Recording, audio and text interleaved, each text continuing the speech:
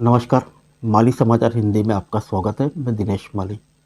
पाकिस्तान में बीच सड़क पर पुलवामा और उरी हमले के मास्टरमाइंड की मौत। भर्तियां करने गया था खैबर पख्तूनवा। आइए जानते हैं विस्तार से। लश्कर ए तैयबा के चीफ हाफिज सईद का करीबी रिश्तेदार और पुलवामा समेत उरी आतंकी हमलों का मास्टरमाइंड खान बाबा को पाकिस्तान में मार दिया गया है। हबीब उल्लाह उर्फ भोला खान उर्फ खान बाबा की हत्या अज्ञात बंदूकधारी ने तब की जब वह कश्मीर में आतंक फैलाने के लिए खैबर पख्तूनवा में भर्ती कर रहा था। खैबर पख्तूनवा पुलिस ने इस आतंकी की मौत की पुष्टि की है।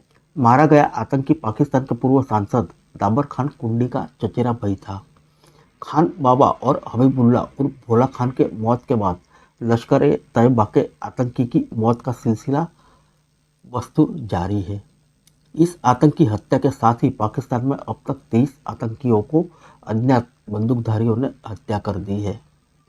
जानकारी के मुताबिक खैबर पख्तूनवा के ताक जिले में आतंकी खान बाबा पिछले कुछ दिनों से कश्मीर घाटी में स्लीपर सेल को सक्रिय करने के लिए आतंकियों की भर्ती कर रहा था।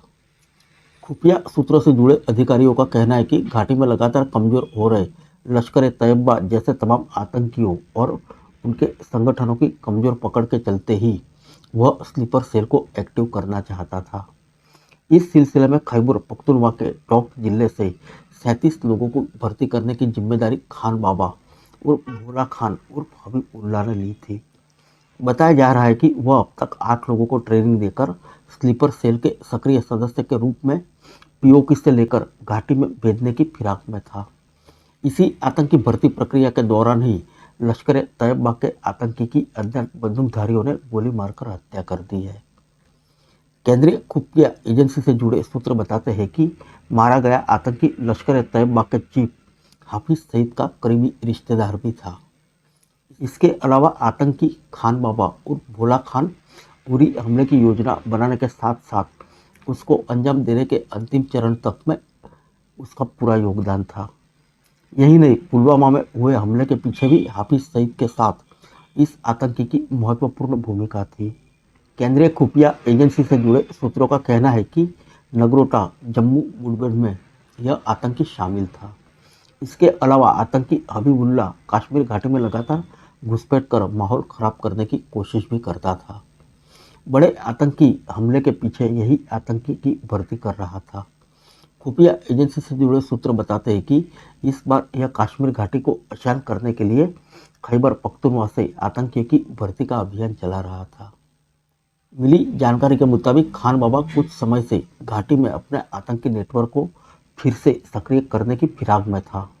इसी दौरान उसे लश्कर ए तैयबा के चीफ हाफिज सईद की मंजूरी के बाद पाकिस्तान के अलग अलग हिस्सों से आतंकियों के भर्ती अभियान की शुरुआत की थी।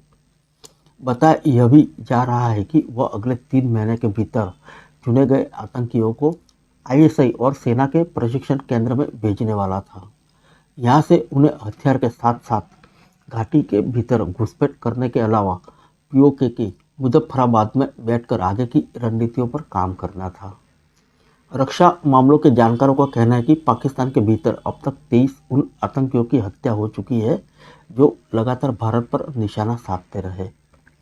बाबा खान की हत्या से पहले ही 6 दिसंबर को पुलवामा और मुंबई अटैक के मास्टरमाइंड हाजिला अदनान की भी गोली मारकर हत्या कर दी गई। अदनान भी पाकिस्तान के आतंकी संगठन लश्कर के चीफ हाफिज सईद का दाहिना हाथ था। इससे पहले पठानकोट हमले के मास्टरमाइंड शहीद लतीफ़ की भी अज्ञात हमलावरों ने गोली मारकर हत्या कर दी थी। इस तरीके की तकरीबन 23 हत्याएं पाकिस्तान में बीते कुछ वक्त में की जा चुकी है।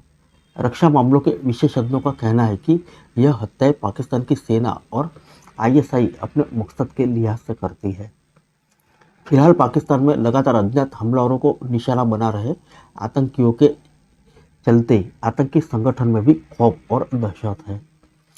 केंद्रीय खुफिया एजेंसियों से जुड़े सूत्र बताते हैं कि इस तरीके की हत्या के बाद रावलपिंडी में सेना के कई बड़े अधिकारियों के साथ कुछ आतंकियों की बैठक भी हुई। लगातार इन आतंकियों के मारे जाने की न सिर्फ जानकारियां साझा की गई बल्कि उस पर चिंता भी व्यक्त की गई। मिली जानकारी के मुताबिक 3 दिसंबर को इसी तरीके की एक गुप्त बैठक कुछ अधिकारियों के साथ रावलपिंडी के सेना मुख्यालय में हुई थी। हालांकि उस बैठक के 3 दिन बाद ही लश्कर तैयबा के आतंकी अदनान की गोली मारकर हत्या कर दी गई।